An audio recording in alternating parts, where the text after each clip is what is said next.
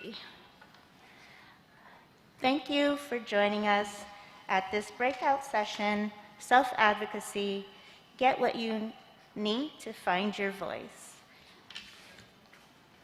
This session will run for 60 minutes. Panelists will briefly introduce themselves and share their connection to the PH community. These sessions are designed to be interactive and engaging through an in-depth discussion and question and answer period. Please save your questions until the special Q&A period of the session, and please do your best to ask general questions and avoid questions that are very specific to your experience, so all attendees can benefit from the information. Please join me in giving a warm welcome and thanks to our panelists for their time and expertise today.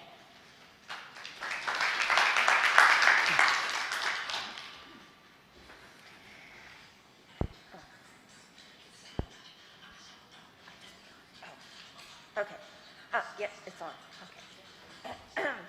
Good afternoon, and welcome to this session, Self-Advocacy, Getting What You Need by Finding Your Voice.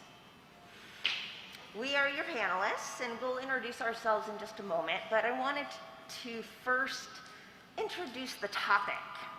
Some of us are already pretty good at asking for and getting what we need. Others really struggle to have their voice heard. And wherever you are on this journey, I think we all can agree that being a self-advocate is really important, especially when dealing with a chronic illness. And being a self-advocate means speaking up for yourself and communicating what you need to not just your medical families, your friends, and your coworkers. Whether that's sharing side effects of your medication or asking if you could meet later for lunch instead of for breakfast so you can get just a few extra hours of sleep. Self-advocacy helps get us out of the victim or helpless mode and take greater control over ourselves and become partners in our care.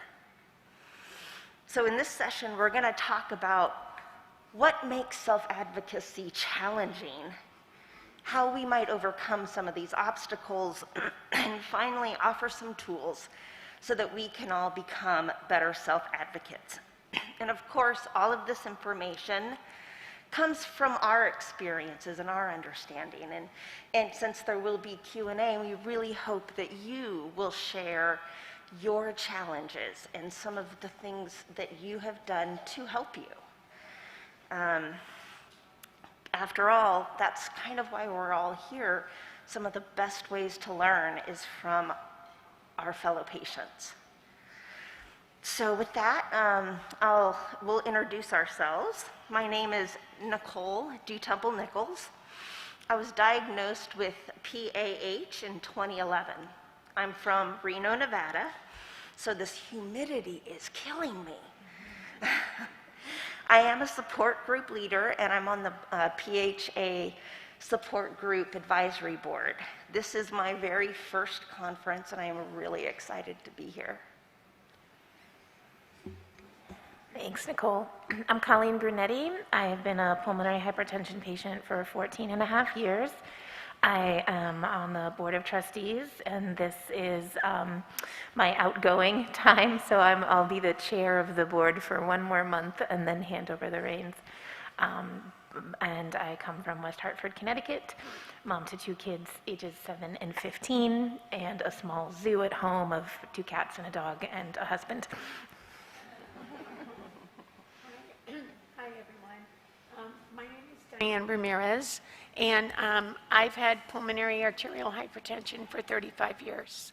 And it really is a blast to be here in person with all of you. Thank you all for being here and being at conference. I am a board member. I am on the conference planning committee, and the list kind of goes on. I am so involved. I love helping other patients. So I'm going to steal a line Colleen said earlier. If you see me walking around, please stop me and talk to me, because I want to meet as many of you as possible. So thanks for being here.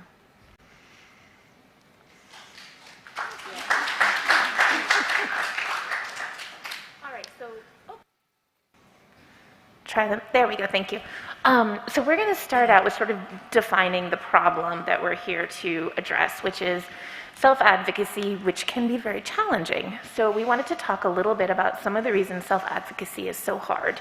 And then, as Nikole said, we'll go into some of the solutions that we have for you. So the first is emotions, right? So it kind of depends on where you're starting out today. If you're newly diagnosed and you feel 1,000% overwhelmed, you need to know that is so normal, and it gets easier. If you've been at this a while, and I will say this is definitely true for me after, the better part of a decade and a half, sometimes I just get tired of fighting. And I just feel like there's a system here that should be working for me that is so broken. The American healthcare system is challenging sometimes, and I'm tired of fighting. I have to kind of gather my strength before I make another call to a specialty pharmacy or something. So those emotional barriers to self-advocacy are very, very real. And if you're coming into the room today experiencing some of those, hopefully you'll come out with some ideas on how to manage it going forward. So emotions, whether that's fear, it's fear of getting an answer, or fear of looking silly. Emotions are a big part of why self-advocacy is challenging. So what else? I've experienced that some of the most common obstacles to being a self-advocate is lack of knowledge and understanding of the condition, and sometimes even lack of confidence in yourself. I'm always surprised when I come across a patient who doesn't really understand the condition, who doesn't know that there's different types, who doesn't know what their medicines do and why certain tests are run. And without having that knowledge, it's very difficult to talk about, to even understand the vocabulary to share what's going on in your body with your team. And we also may lack the self-confidence to speak up. I mean, after all, doctors are pretty intimidating, or they can be. And after all, they are the experts, not me. When I've heard that so many times, even this morning at breakfast from another patient, doctors and nurses, they're the professionals. I don't need to know this. They tell me what the problem is and how we're going to solve it, and I just do what they say. And in some cases, that could be true. But when you're living with a condition as complicated as PH is, sometimes that isn't enough, and you need to be able to speak up for yourself.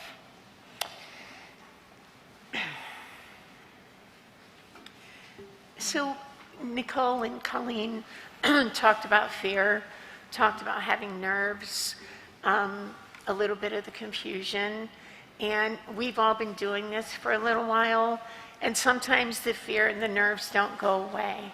So if you've been doing this, or you're starting your journey into doing this, you may still feel a little nervous before you have to speak up, and that's okay. We're human, we're not perfect, but once you get through it once, and you have to do it again, you'll be able to remind yourself, I got through it before, I can do it again. And talk to your friends, talk to the people, your tribe, whoever it is, whether it's your family, the family you've chosen, whether it's your PH family, whether it's the family you were born into, whoever's going to support you. Reach out to that support. Sometimes that support is more life-saving than the medicine and the doctors, because those people, if I need to call them at 2 o'clock in the morning, to have my back as I have a breakdown. They're there for me. So, you know, it takes a little practice. And if you get nervous or you're afraid, you just got to push through and you'll be okay. Like, there's a lot of people in here that I recognize, some that have been on this journey for a while, and I see people shaking their heads like, yes. So I'm not the only one. We're not the only ones saying this. Like, you'll kind of get into a groove doing this. And, you know, like we said before, if you have any questions during the Q&A about this stuff, about handling the fear and pushing through it, like, please ask, okay? The support that we get is really important to use. For sure. So we wanted to give you some real concrete things to use as you're learning to self-advocate, especially if you're newly diagnosed or you're having a medication change. And the first is to educate yourself. After doing this for a while, you know, someone will often ask me, are you a doctor or a nurse? And I'll be like, nope, just kind of medical degree by proxy. Like, I've been doing this for a while, right? So become very fluent in the language of pulmonary hypertension. Understand what pulmonary hypertension is. Understand what type of pulmonary hypertension you have.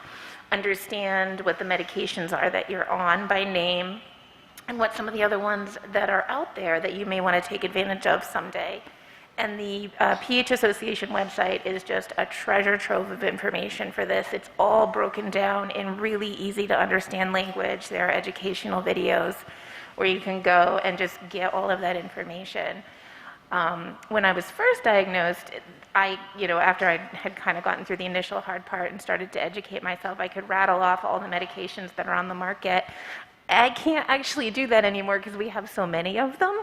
So I go back to that site still and remind myself of like what some of the new medications are. And it's actually very empowering to see that list because we have twice what was available when I was diagnosed, and almost everything that's available now wasn't out when Diane was diagnosed. So make sure that you become very fluent in that and you know where to go to get the information. We also highly recommend support groups. Like Diane was saying, you know, the people who have your back, who understand what you're going through, who are going to be there for you to kind of lift you up if you're having trouble self-advocating or getting involved in the PH community. And those things will really, really help set you off for a strong foundation. And the hope is that in educating yourself, you'll be able to find your voice.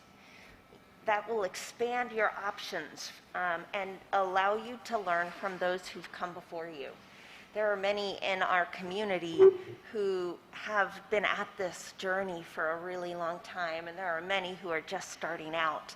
And there's no reason we can't learn from those who've gone before. And as patients, I really think that we are the anchor of our healthcare team. We are more familiar with our own medical history and our condition than we often give ourselves credit for. After all, we live with PH every single day, and every one of us is doing it differently. Finding your voice isn't just about speaking with your medical team or learning about your medical treatment, but as I've learned about PH and my body, I've learned more about what I need.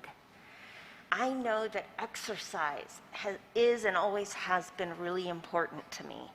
And then I'm diagnosed and suddenly I can't exercise anymore. But it's still really important to me. And as I discovered that about myself, I found my voice and found the importance. And I've learned that, okay, maybe I can't do triathlons anymore, but I can do yoga. And that feeds me and keeps me healthy. And knowing this has brought me a tremendous amount of healing. Another piece that I like to mention here is the benefit of a faith or a spirituality in your healing. For me, it's a faith. For others, it may be finding what feeds your soul or finding something greater than yourself. And finding your voice allows you to discover those things that are important to you and help you to continue to heal. And the reality is that, sure, the medical experts or the medical team are experts in the medicine, but I'm the expert in my body and my mind. And it's important, I think, to acknowledge that the numbers don't always tell the whole story. Just last year, I experienced this firsthand. I was feeling what I would describe as just wrong. As I said, I like to exercise and I walk. I walk a lot, but suddenly I wasn't able to walk quite as far. My oxygen levels were dropped. I just was off. Went to the doctor. My echo looked good. My blood draws looked good. All the numbers. My 6-minute walk declined slightly, but not enough for the doctors to worry about. And so they kind of sent me on my way. But I said, no, I don't feel right. My body is not doing what it could or should, or something more is wrong, and I'm not going to stop until I feel like I am satisfied with some sort of answer. After lots of tests and so forth, they still couldn't find anything. I pushed for another right heart cath, which I hadn't had in a couple years. And in doing that, they discovered that I have been retaining water around my heart, but I had no other symptoms of water retention. So they would not have known unless I pushed for that right heart cath. They put me on a daily diuretic, and now I'm back to normal, or my normal anyways. And I'm convinced that had I let the doctors tell me that no, everything's okay, we can't find anything wrong, that I would still be feeling not good, or possibly even worse. The last thing I do want to say here about self-advocacy is, if no one's ever told you this before, you have permission to listen to your body. The more you listen to your body and speak up, the better you'll become at finding your voice. Self-advocacy includes knowing when to wave the white flag. It's okay to say, I can't do it, or I don't have much more to give right now. Tell your family when you need more time to rest. Be honest with yourself about how much you can do, and being vulnerable can lead to empowerment. And I just wanted to underscore something Nikole said about advocating for herself with her doctor. So I think it's really important that you consider yourself an equal player in the team that takes care of you. So love my PH specialist, love the nurse that takes care of me. They don't walk around with me all day, every day. And what I have to say is equally as important as the incredible knowledge and care that they bring to the table. So it's an equal partnership, not one of listening and doing whatever they say.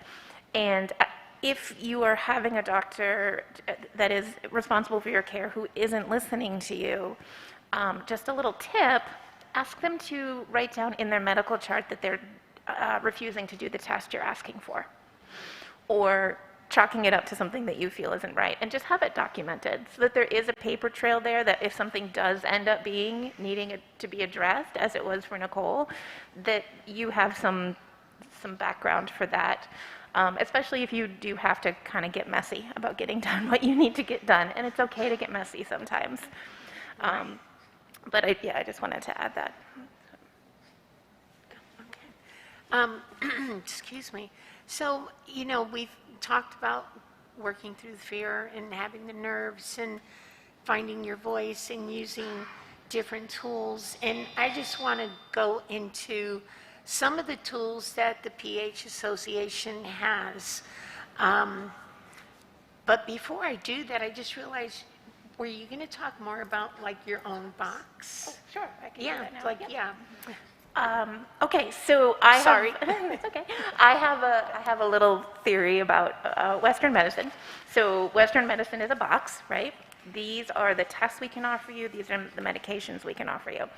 And we love that box for pulmonary hypertension. That is a box that has kept us going. But it's not enough. And the reason for that, in my view, is that too many patients still have a severely impacted quality of life, suffering, and we do lose people in our community way too often. And so the box is not enough. It's not big enough. It doesn't fit the individual. We love the box, but you have to make your own. You have to make your own box. So like Nikole was saying before, for her it's exercise, and for yoga, find those things that make you feel whole, that make you feel empowered, that make you feel more rested, that make you feel better, that feed your soul. Whatever those things are as much a part of your care as the pharmaceutical that you get every month and the doctor that you see every 3 months or every 6 months and the 6-minute walk you do. They're equally as important, because we're mind, body, spirit people, right? We're humans. So you can treat the lungs, you can treat the heart, you can treat the water retention, but your brain and your soul and your knees, whatever other part of you is still walking around in the same body. And so you can't cure pulmonary hypertension with essential oils or yoga or meditation or a healthy diet, but you can feel as good as possible while you fight pulmonary hypertension. And that means maybe working with your doctor to also see a naturopath who can find supplements that work for you, or working with your doctor to find exercise that is safe for you. And so you start to create this system for yourself that you can rely on, and you have to ask for those things, and you have to do some sort of, self-discovery about what those are for you. And then you've created your own box that will allow you to thrive despite the diagnosis. Thanks, Colleen.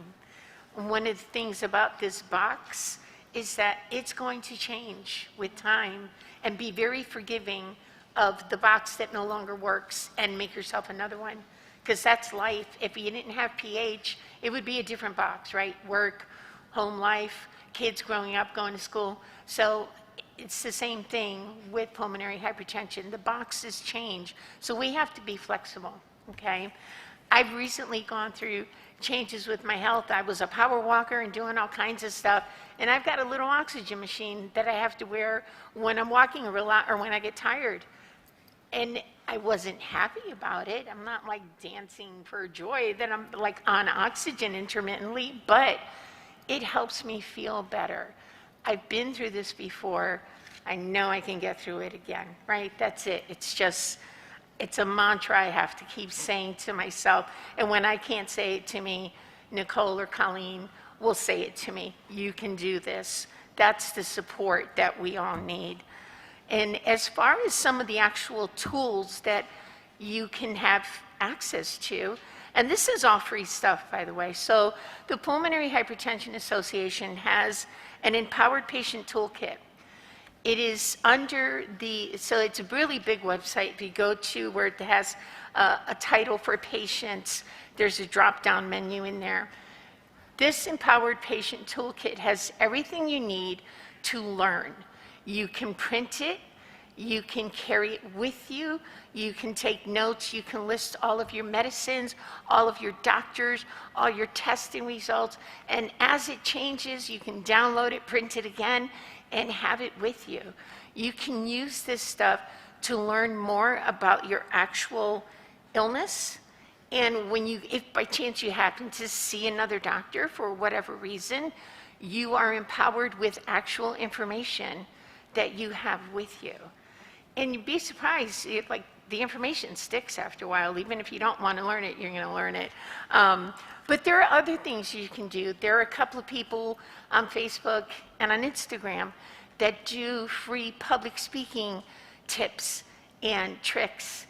I follow a couple of people and I listen to them daily. There are different things you can do. A Toastmasters class if you want to learn how to speak up and speak out.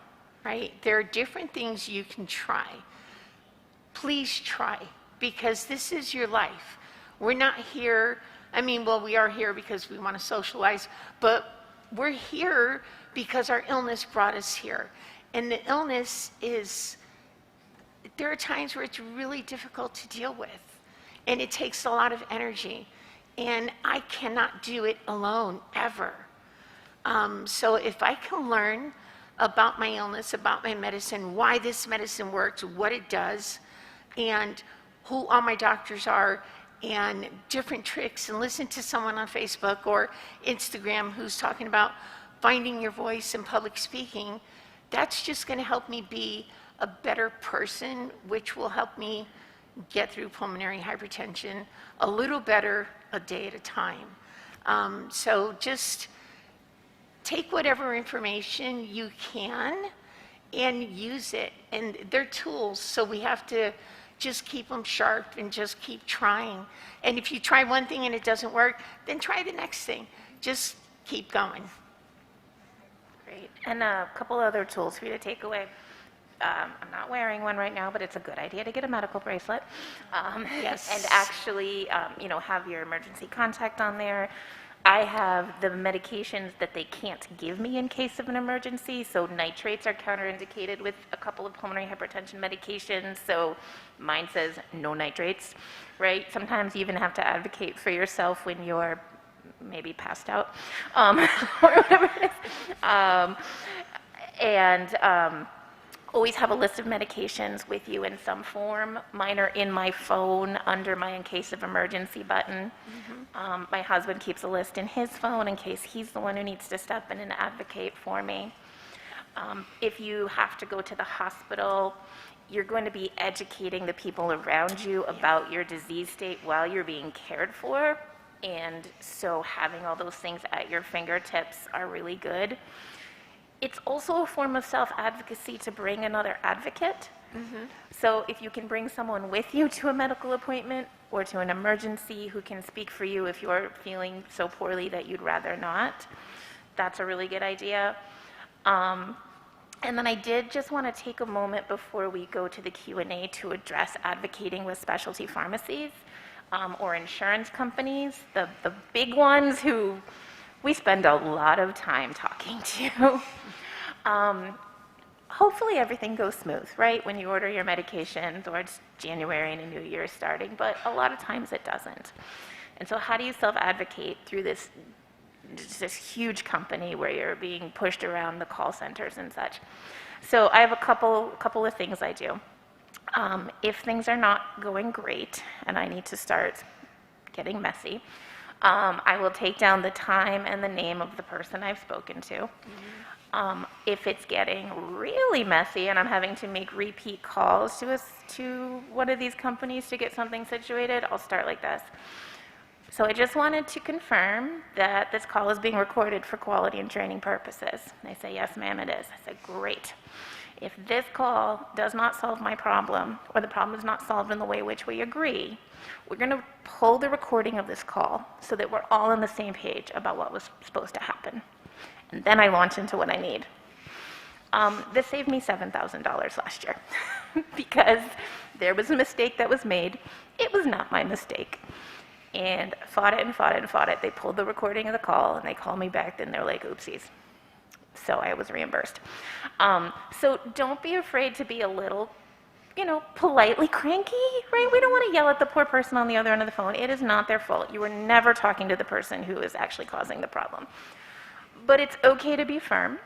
It's okay to be very precise, ask for exactly what you want. It's a great idea to keep record. And then you can say, well, I called on January 23rd, and then I called on February 7th, and now it's March 1st, and my problem isn't solved. We're not getting off this phone until it's solved. Please, and thank you. All right, so don't be afraid to put your foot down just a little bit if you have to deal with some of those bigger challenges. Wrap it up. Okay. Yeah. Oh, sorry. So, we're going to wrap it up here, but we want to, say that self-advocacy is really important, but it isn't necessarily second nature or something that's easy to do. It doesn't happen overnight. It takes time. You will learn what works for you the more that you do it. We just encourage you to take those steps, tiny steps, little steps. And the more you do it, the easier it will become. And before we launch into the Q&A, I just leave you all with this one challenge to take one thing that you've heard us talk about today, one little thing, baby steps, and apply it, and think about what you will take from this and use the next time you visit your doctor, the next time you speak with a family member about how you're feeling, the next time you have to call an insurance company or a specialty pharmacy. And the more you practice, the better a self-advocate you'll become. Mm-hmm. Thank you.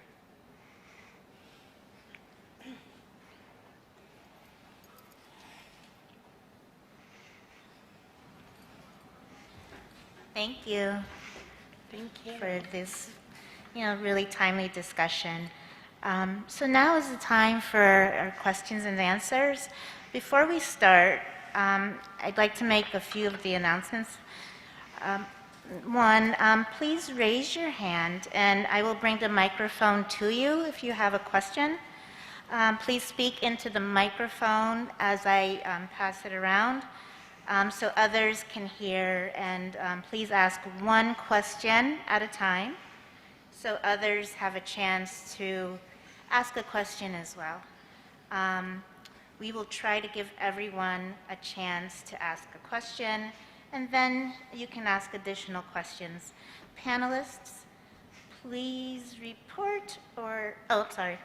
please repeat or paraphrase the question. It is difficult for the room to hear or understand, but also we do have people that are live streaming this session, and so for those people on the live stream, please enter your questions in the chat box and we will also respond to those as well. Thank you.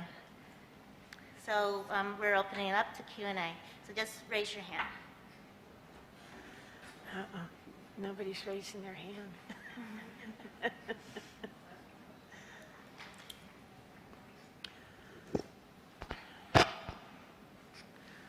So I don't think it's on.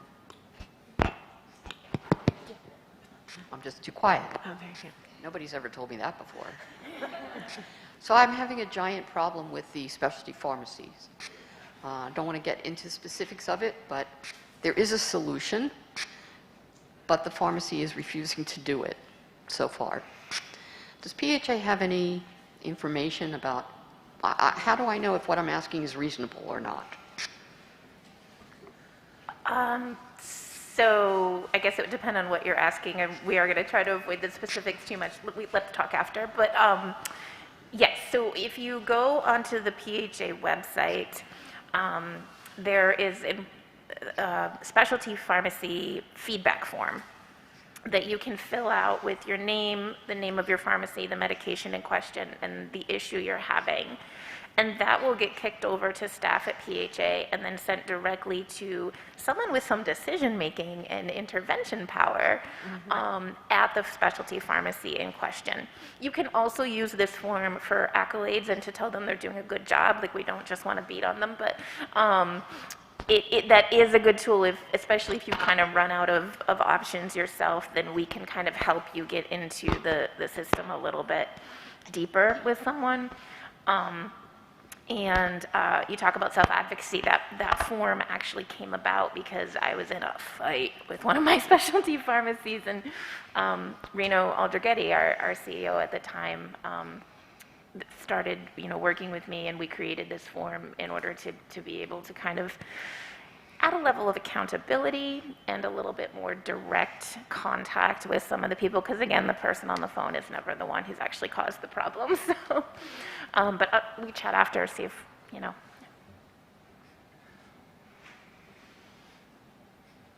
Questions? If there aren't any questions, is there any commentary that anybody would like to add to the discussion? we'd love to hear some of your Yeah. tips and your ideas for self-advocacy. Okay, this isn't to do with medical professionals, but more friends and family. I was just wondering, how do you advocate for yourself and sort of explain your condition in simple terms to friends and family so they understand, because it's such a complicated condition? Or, yeah, if you have any comments about that question. Maybe it's not a simple one to answer. Family is challenging because, I mean, they're our family. We can't choose our family. We may love them dearly, and it's also very difficult to describe what's going on, and they don't have it, so they don't understand. If you're asking how you describe what's happening, I simply break it down into some of the most basic terms of, I don't have enough oxygen running through my body, and as a result, I get tired really easily. I have a limited exertion capacity, and I am taking care of myself. And I think it's important to say that I'm doing what I need to do, and I hope as my parent, my sibling, my husband, that you will work with me. I also try to bring my family into what I'm doing as much as possible. If they want to come to my appointments, please come. Learn about it yourself. I've invited family members to come do yoga with me, and when they're used to seeing me run triathlons, and they're like, why are you just sitting on the couch? Well, you know what? Come do yoga with me, and then ask that question. And so the more I can involve them in what I'm doing, I feel like the better they know. But most important, for me, is just to simply say, I'm doing what I need to do for myself. So I usually explain it that pulmonary hypertension is high blood pressure only in the pulmonary arteries of the lungs, a systemic. A lot of information that happens, and to be able to go back and listen to that and then take notes. And then the other thing we do is we keep a Word document, and if something comes up in between appointments, we write it down. And then when we go into the appointment, here's what we've noticed, here's what the complaints have been, over the few months. And it gives, kind of a checklist, instead of trying to come up with things off the top of our heads, or try to avoid, they may say everything looks fine. Well, no, maybe the tests are great, but, she's sleeping 15 hours a day, or things like that, to help, make it easier to advocate by having those notes. Yeah, that's a great tip, a little running journal of sorts, so that when you go into the doctor's office, ready to go. Yeah. Thank you. We have one up front here, I think.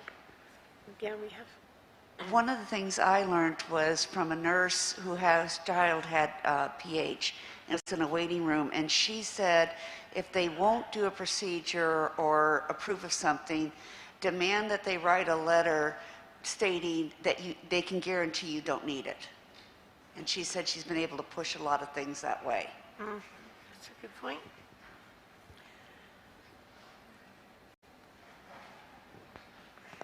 Hello. Great job, you guys, by the way. Thank Good you. job, Nicole. Something that I've kind of come to terms with as far as self-advocating is I still work. And I work in a department where people are really active, and we're lugging stuff around all the time. And for the first couple of years, I kind of just tried to fake it. And I decided I wasn't doing myself any favors by exhausting myself and having zero left in the tank when I got home to make dinner or whatever. I would just go to bed and crash. So I've come to terms with, you got to know your limits and ask for help and say, I need somebody else to do this. This is going to wipe me out if I have to haul 100 books in and out of this school. So it's okay to say, nope, I can't do that. Somebody else needs to do that. You don't have to be a superhero. Yeah, just to follow up, I also work full-time, and I just came, or I'm right smack, my job is right smack in the middle of our peak period. And the staff, there's only 3 of us in our office, and it's like 14-hour days. And I can't do 14-hour days, maybe once.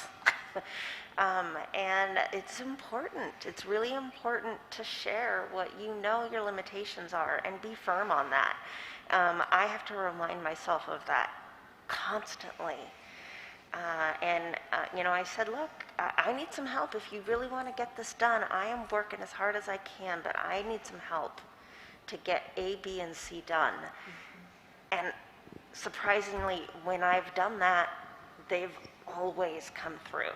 And I've had the help, and it's made it healthier on me. Sarah, I believe, excuse me. One thing that I always find is difficult is that you only see your specialist usually maybe every 4 months. But a lot of times questions, ideas, things come up in between, and then you get to the appointment and they're like, so what do you have to tell me? And you're like, oh gosh, I don't remember. Like, I know there have been things over time. So I think definitely writing things down is good. Wondering if you guys have any other tips. And then also wondering, like, if there's something that's really important and it's not near an appointment, how do you advocate for yourself in those situations? So if it's, thank you for that question. If it's something that it's really important and I'm way out from an appointment, month, 2, 3 away, I call my nurse at at the specialty center, or I email her. And if it's urgent, I'm not going to do the email route, but if it's something important, I try not to sit on it for too long because it'll morph into something bigger and more important, and then by the time I address it, it's massive, So, reach out to your physician, and if you can't reach your physician or your nurse, then reach out to somebody that supports you, that can help you, however it is, whether it's that you have an idea or you have a major question about a side effect with medication that you're on. If you know somebody else on that medicine, like, hey, can I pick your brain? Like, I'm taking the same thing you are. Are you feeling this? That kind of thing. It's a great way to use your voice to advocate for yourself, because we don't see our doctors every day, weekly, or even monthly. So things will come up, and it's okay. They want you to call and ask the questions. They really don't want you to sit on something happening for 6 months. They want to hear is, like, if you're not feeling well, let them know. The sooner they can get their hands on you to help you, the better it's going to be for everybody. And so my hospital uses the MyChart, and so I can just message my nurse right through there. I've kind of figured out over time, she's actually not the one who reads it first, or may not be the one who responds, but I think I am in more communication with them now because of that. It's so easy to just go in through the app and message the provider. So take a look at, use technology to the best of its ability.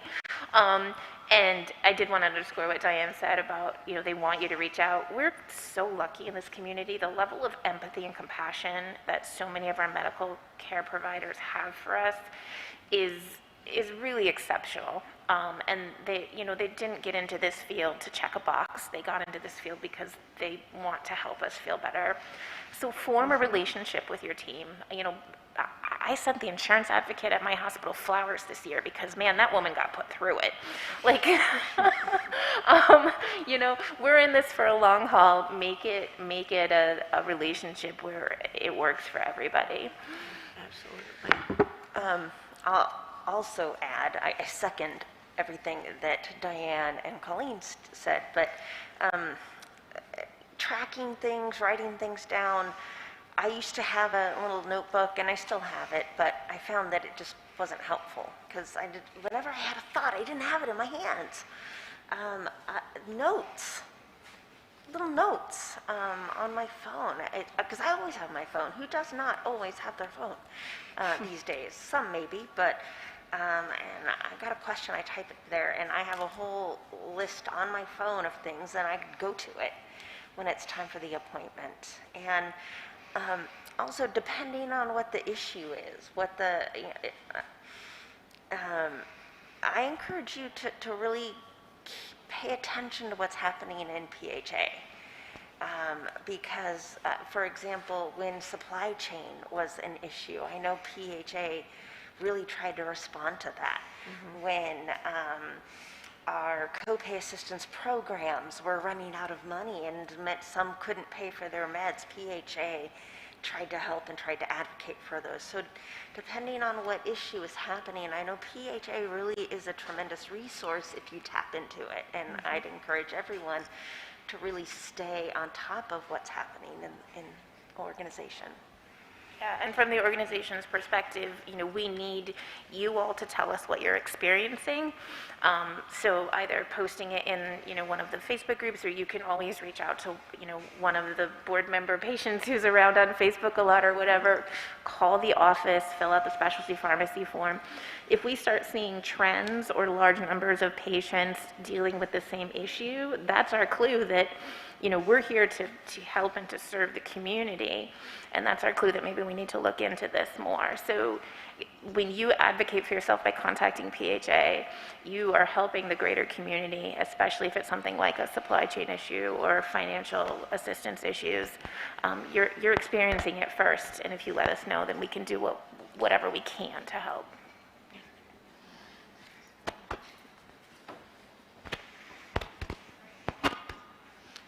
Hi, so I was just recently diagnosed, and so I always have many, many questions. For instance, my heart rate level one day for several hours was down to 42. My oxygen level was down to 75. So just in regards to what you were talking about, what I've done is I have all my doctor's emails, and I find I get quicker answers by just emailing the doctors instead of calling and talking to the nurses. Just That's great. And it's great that you're monitoring that too. So that's a form of self-advocacy. Get the $20 pulse oximeter, and check if you're feeling a little breathy. And then you'll know, I should probably report this to my nurse, or I'm good, it's just one of those days. Start to get familiar with your own patterns and have those simple tools at home to self-assess. So one of the, when you start using some of the little pieces of equipment you can get at, one of your pharmacies, over-the-counter stuff, your own pulse ox, a blood pressure cuff, that kind of thing, especially when you're new to all of this, and you let your doctor know, like, I didn't feel good this day and my oxygen was, this thing said it was 93, and this is my blood pressure, or whatever it is, they're going to reaffirm that you are taking assertive action to learn, and they're going to help you learn even more. That's one of the great things about the physicians in our community. So if you, like, I've gone through it, I'd let my nurse know at one point, it's like, yeah, something was going up. My heart rate was going up to whatever the number was, and then it was dropping, and my blood pressure was really low, and I was short of breath, and I had all of the information written, and I had everything ready. And she was like, this is great. This is what I want you to do now. So some of the basic footwork had already been done because I was doing it, and she was like, good job, keep it up. If it happens again, do this, this, and this.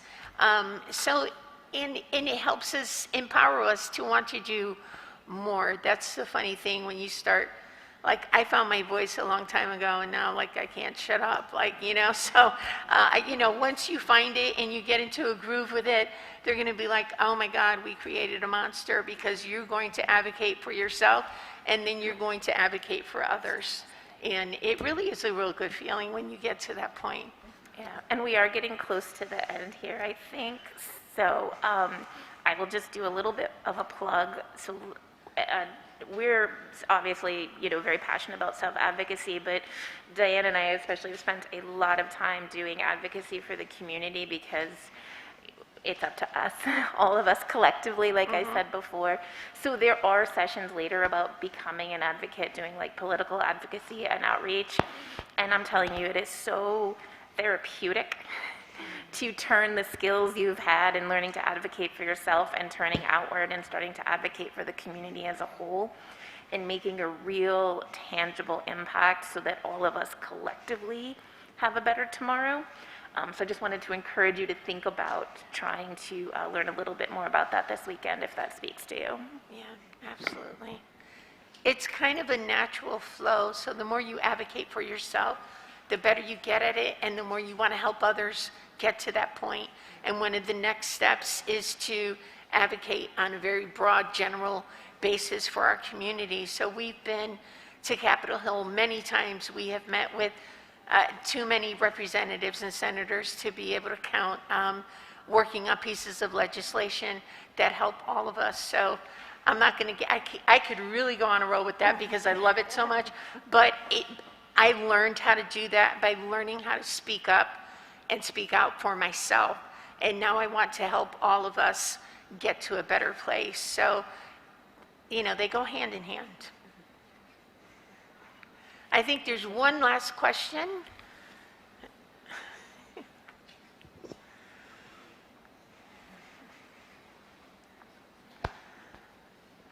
I'm a caregiver for a person with pulmonary hypertension set on by scleroderma.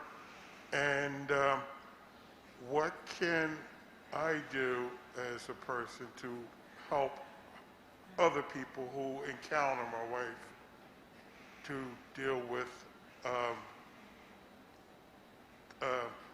her condition? You know what I mean? You run into people you might haven't seen in a while, and they ask you how you're doing, and you don't know what to say. He must be able to advocate for his wife. Like, how does he explain it? Yeah. Sorry, it was just a little hard to hear from it. So you're asking how to advocate for your loved one? Yeah. Okay. I think I want to say twofold. Ask her what she needs, because there's a loss of independence that can happen, and that can be hard. And then so having her sort of express what her comfort level of help is good. The flip side of that is it is so hard to ask for help that you might just want to step in when you see a need and just quietly do it. Yeah, I think, asking her what she's comfortable with. My husband has asked me, like, well, what do you want me to say if we run into someone, or if I'm at work and somebody asks me, and, he knows, I'm like, just tell him whatever, like, tell him all of it, I don't care. I'd really, I just don't hide anything, but again, I've been doing this for a while. But, talk to her and see what she says, and then break it down. If somebody approaches you and says, I haven't seen you guys, what's going on? Break it down in the simplest terms as possible, like what we talked about earlier. There's been some changes in her lungs and in her heart, and it's just hard to breathe, and just keep it real simple. And if they want more information, then give them more information. Yes, I agree with that. The answer to this question has changed for me over time, and I'm sure for my panelists as well. When it first was diagnosed, I didn't want to say anything to anyone. I was, and I don't even know why. I felt I didn't want to be the outcast, the oh, poor Nikole who has this condition. And so when people would ask, just not even mention it. As I've gotten further into the journey, I have learned that honestly, I'm just genuine about what's going on with me. Not in a, oh, poor me, but hey, you know what? I've been struggling, but I'm doing the best I can. And I find that people respond to the genuineness of that. But definitely talk to your wife about what it is she's comfortable with sharing. Any last questions or commentary? We're just about out of time, but okay. Well, thank you all for joining us today. And like we said, if you see us around later or shortly, like just pull us aside and happy to talk. Thank you. Thank you. So thank you for joining us, and please remember to complete your evaluation form. After each of the breakout sessions, you can find the evaluation form in the conference app, so hopefully you've all downloaded that app by now. It's a great guide for the conference. If you need a paper form, you can pick one up from the PHA Resource Center, and that is located in the exhibit hall. Evaluation forms can be submitted to a PHA staff member at the Resource Center or at the closing brunch before you leave conference on Sunday.